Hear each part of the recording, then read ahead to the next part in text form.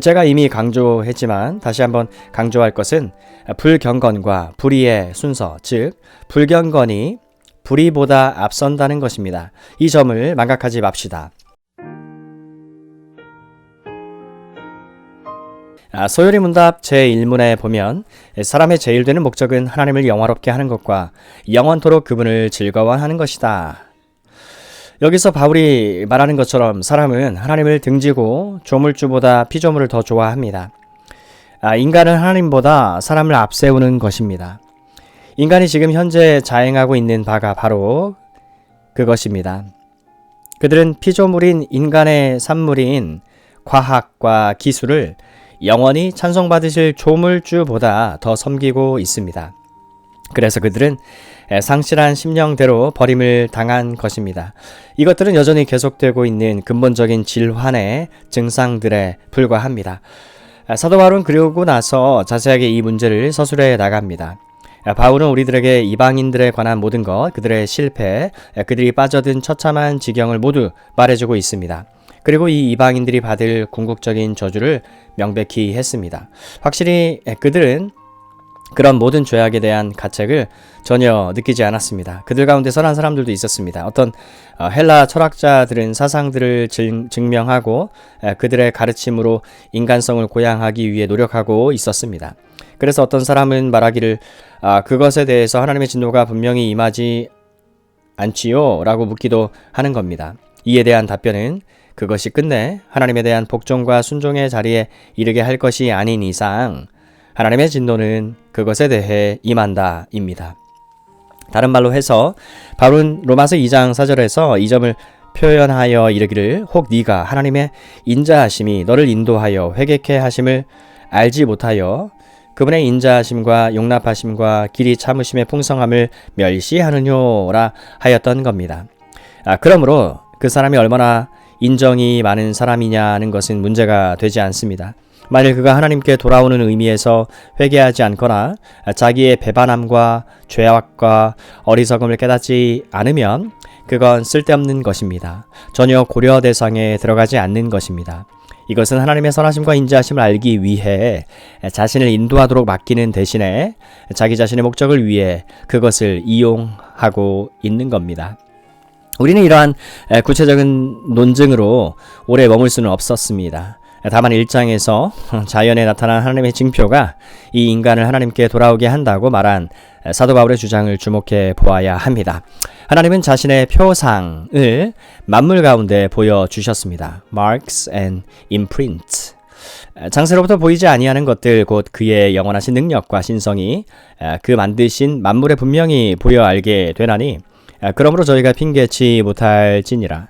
그러므로 사람이 얼마나 많이 사회적인 개혁을 단행했든지 간에 또 얼마나 많이 불의와 악한 것들을 완화시켰든지 간에 이 모든 것이 하나님을 떠난 그의 어리석음을 회개케 하거나 깨닫게 하지 못한다면 하나님 보시기에 전혀 무익한 것입니다.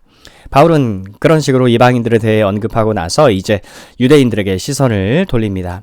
이것이 로마서 2장의 주요 주제입니다.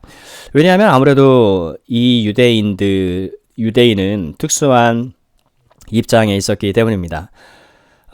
유대인 바울은 자기의 비극이 그 점을 의존했던 것이라는 걸 알았습니다. 그는 모든 것이 잘 되었다고 인식했었습니다. 왜냐하면 그 유대인 바울은 이 드러난 외형적인 율법을 천사들의 전가를 통해 하나님께서 모세에게 준 대로 지키고 있었기 때문입니다.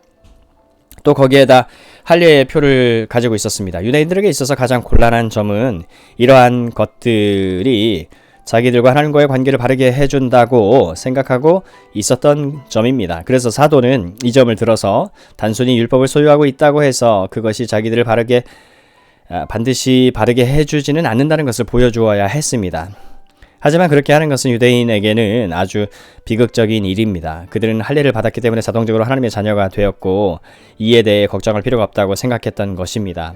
로마서 2장 25절에서 사도 바울은 그런 생각이 어리석다는 것을 그들에게 보여줍니다. 네가 율법을 행한즉 할례가 유익하나 만일 율법을 범한즉 네 할례가 무할례가 되었느니라. 그런즉 무할례가 율법의 제도를 지키면 그 무할례를 할례와 같이 여길 것이 아니냐.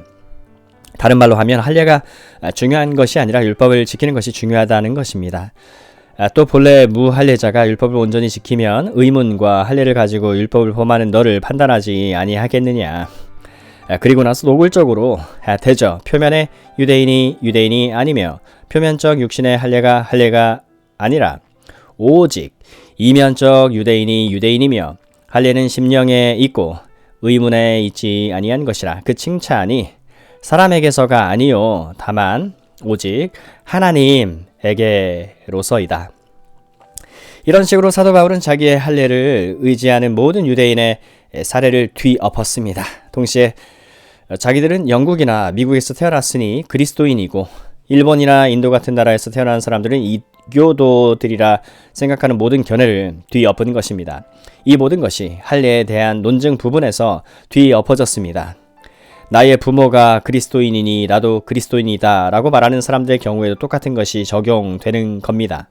국적이나 어떤 인간적인 연관성에 의지하는 모든 것은 할례에 관한 이 역설에 의해 완전히 배제됩니다. 그러면 율법에 관해서는 어떻습니까? 사도는 이것 역시 문제 삼습니다. 핵심을 찌르는 진술은 로마서 2장 13절에 있습니다. 하나님 앞에서는 율법을 듣는 자가 의인이 아니요 오직 율법을 행하는 자라야 의롭다 하심을 얻으리니. 바울은 로마서 10장 5절에서 이 점을 다시 언급합니다. 모세가 기록하되 율법으로 말미암은 의를 행하는 사람은 그 의로 살리라 하였거니와라 했습니다. 율법이 모세를 통해 주어졌을 때 하나님께서는 만일 네가 이것을 지킬 수 있다면 그것이 너를 구원할 것이라. 이것들을 행하는 자는 이것들로 인하여 살리라고 말씀하셨던 것입니다. 그러므로 그것은 단순히 율법을 소유하거나 듣거나 잘 알고 있는지의 문제가 아닙니다. 유대인은 그런 외피에 쌓여 말했습니다. 물론 율법이 주어지지 않아서 율법에 관해 아무것도 모르는 이방 사람들은 법 없는 자들이며 개들이며 하나님이 없이 사는 자들이며 약속과는 무관한 자들이라. 그들은 어떤 사람도 소망이 없는 자들이라. 하지만 우리는 율법을 가지고 있고 율법에 친숙해 있노라. 그들 생각에는 이 점이 자기들을 구원한다고 생각했습니다. 사도 바울은 여기에서 그게 그렇지 않다는 것을 그들에게 증명합니다. 로마서 2장 17절에서 보라 유대인이라 칭하는 네가 율법을 의지하며 하나님을 자랑하며 율법의 교훈을 받아 하나님의 뜻을 알고 지극히 선한 것을 좋게 여기며 네가 율법에 있는 지식과 진리의 규모를 가진 자로서 소경의 길을 인도하는 자요 어둠에 있는 자의 빛이요 어리석은 자의 훈도요 어린아이의 선생이라 스스로 믿으니 라고 지적했습니다. 이 말씀은 유대인들이 자신들을 어떻게 생각하고 있었는가를 보여주는 말입니다. 이것은 또한 비기독교인 중 자기들의 도덕성을 의지하는 오늘날의 모든 사람들의 입장입니다. 이것은 그들이 스스로를 무엇이라 말하는가에 대한 정확한 표현입니다. 이들은 그리스도와 그의 부활의 필요성을 느끼지 않습니다. 그것을 반대하며 조롱합니다. 왜 그렇습니까? 왜냐하면 이들은 말하길 자기들은 모든 선을 행하고 있다. 다른 사람들이 그렇게 되도록 하게 할 수 있다. 또 그렇게 되도록 애쓰고 있다는 것입니다. 이 사람들은 착한 사람들이며 고상한 사람들이며 다른 사람을 가르치는 선생들입니다. 하지만 사도의 질문에 귀를 기울여 보십시오. 다른 사람을 가르치는 네가 네 자신은 가르치지 않느냐? 도적질하지 말라는 네가 도적질하느냐? 간음하지 말라는 네가 간음하느냐? 우상을 가증히 여기는 네가 신사 물건을 도적질하느냐? 율법을 자랑하는 네가 율법을 범함으로 하나님을 욕되게 하느냐? 기록된 바와 같이 하나님의 이름이 너희로 인하여 이방인 중에서 모독을 받는도다. 등등. 이 모든 것이 사랑하는 여러분 무엇을 말하고 있습니까? 저는 이것을 이렇게 요약해 보겠습니다. 유대인들에게 특별히 유대의 지도자들과 종교 지도자였던 바리새인들에게 문제되는 것이 무엇이었습니까? 바울 자신이 개심하기 전에 생각했던 것처럼 그들은 스스로를 율법에 대해 전문가라고 생각했습니다. 그러면서도 율법에 무지한 자들이었다는 것이 참으로 곤란한 문제였습니다. 어떤 관점에서 그렇습니까? 그것들 중에 몇 가지면은 다음과 같습니다. 그들은 단순히 율법을 소유하기만 하면 구원을 얻는다고 생각했습니다. 하지만 그렇지 않습니다. 여러분들은 자기가 속한 주나 지방의 법률에 대해 알고 계실 겁니다. 그러나 만일 그것을 위반한다면 그 법률을 알고 있다는 사실이 법정에서 여러분에게 도움이 되지 않는 겁니다. 그들은 율법을 소유하며 안다는 것을 의지하고 있었습니다. 하지만 그들은 율법이란 지켜져야 하며 실생활에서 실천돼야 한다는 것은 깨닫지를 못했습니다. 둘째로 그들은 율법 조문의 다수와 율법의 주요 부분을 지키는 이상 모든 것이 다 잘 될 것이라는 인상을 받고 있었습니다.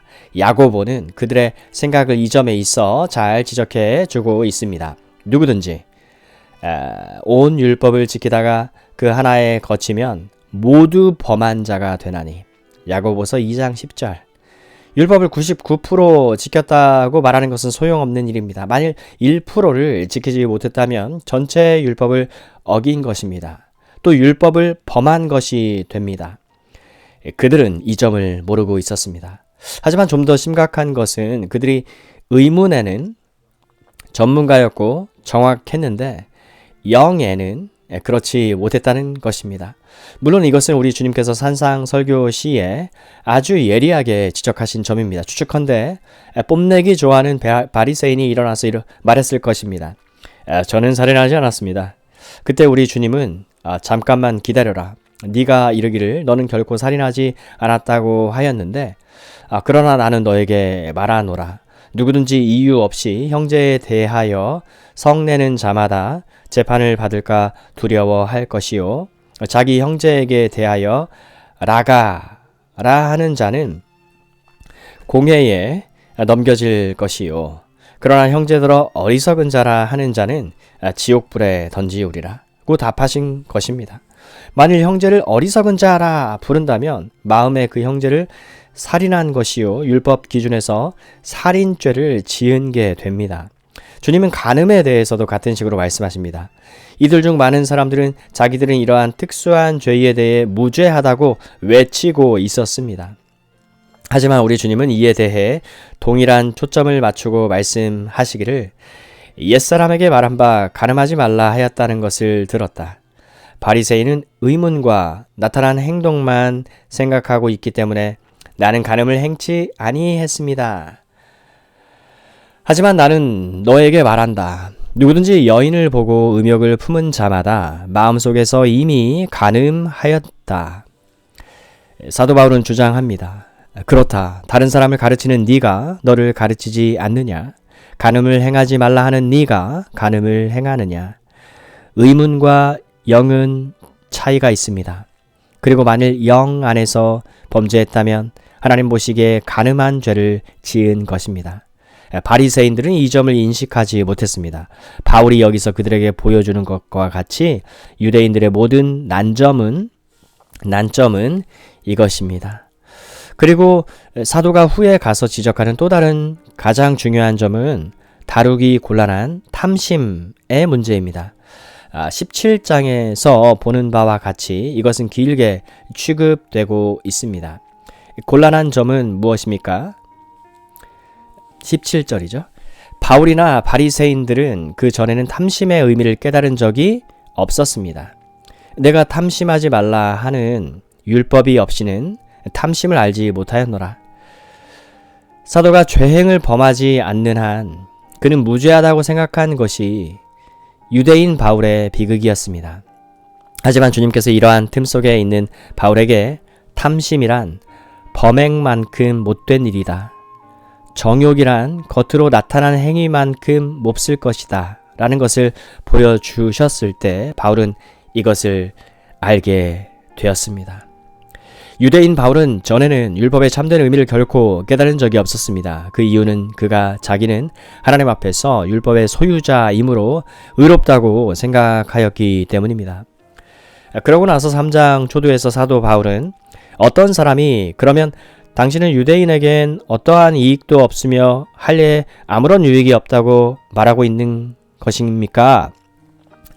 이 질문이 있을 것을 생각을 하였습니다. 바울은 답하기를 그렇지 않다. 내가 말하는 것은 그런 뜻이 아니다. 범사에 많다. 그것은 유대인들이 하나님의 말씀을 맡았기 때문이다. 유대인 바울은 특수한 신분을 가지고 있었고 이방인들에 반해 그는 완전히 드러난 율법을 받았다는 사실 때문에 유익을 얻었을 것입니다. 그는 로마서 2장 14절에서 이미 말하기를 율법 없는 이방인이 본성으로 율법의 일을 행할 때는 이 사람은 율법이 없어도 자기에게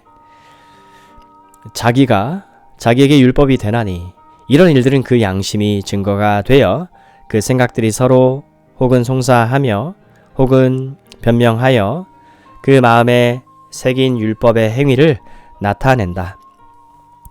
이방인들은 노골적으로 드러난 율법을 받지 못했습니다. 하지만 그것은 인간인 그들의 마음 안에 있었습니다.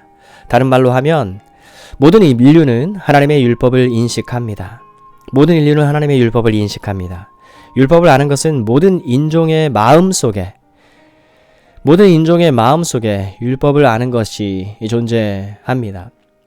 유대인들이 가진 유익은 하나님께서 그들에게 율법을 나타내 주셨으며 금상첨화격으로 그것을 기록 형식으로 주셨다는 것입니다. 이건 아주 큰 유익입니다. 그러나 이러한 유익이 그들에게 도움이 됐습니까? 로마서 3장 20절까지의 나머지 부분은 그들의 본래적인 부패 때문에 그 유익이 그들에게 전혀 도움을 주지 못했다는 걸 증명합니다. 이래서 우리들은 이 3장 19절 20절 안에 있는 요약과 굉장한 결론에 이르게 됩니다. 믿음으로 의롭다함을 얻는 교리의 핵심적인 서두를 접하게 됩니다.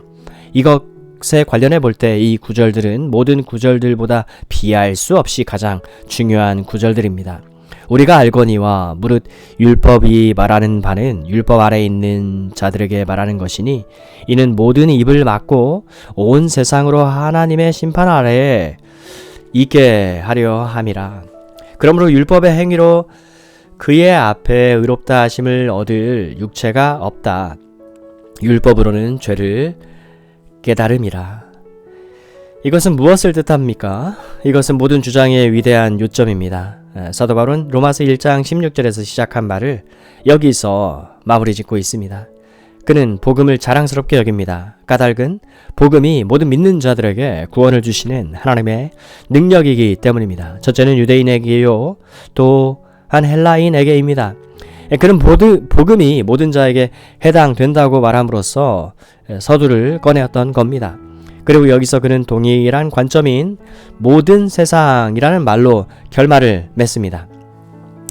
그는 모든 세상이 이 하나님의 율법 아래에 있다